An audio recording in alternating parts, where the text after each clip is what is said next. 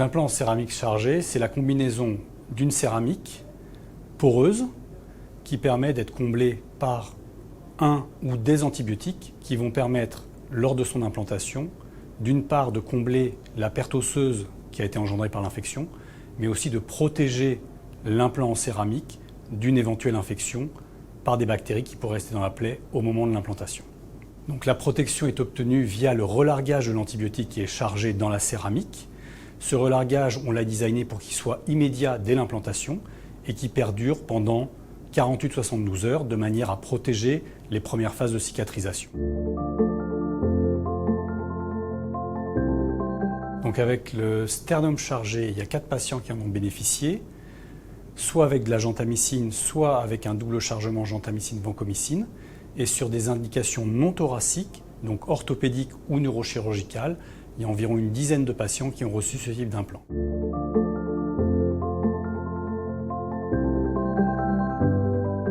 Donc actuellement, on n'implante jamais un matériau étranger dans une zone infectée. Donc partant de là, on a une grosse avancée puisqu'on peut là maintenant mettre un matériau qui va remplacer l'os et qui en plus va se défendre. Ce qui fait une avancée énorme pour des prises en charge de patients infectés pour lesquels on n'a pas de solution thérapeutique. C'est ce qu'on a vu sur les sternums chargés, mais aussi sur des chirurgies orthopédiques où le chirurgien n'avait pas de solution technique pour remplacer l'os. Le deuxième avantage, c'est comme on a un relargage local d'une forte concentration d'antibiothérapie, on arrive à passer outre les résistances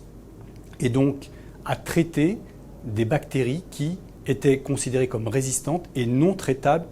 avec les voies classiques d'administration. Ça a d'ailleurs fait l'objet d'une publication dans une revue scientifique importante et donc ça témoigne de l'intérêt de ce type de relargage local, ce qui permet de redonner des espoirs à certains patients et donc ça a été publié dans l'indication thoracique mais aussi dans l'indication orthopédique et donc ça c'est une vraie avancée pour le futur.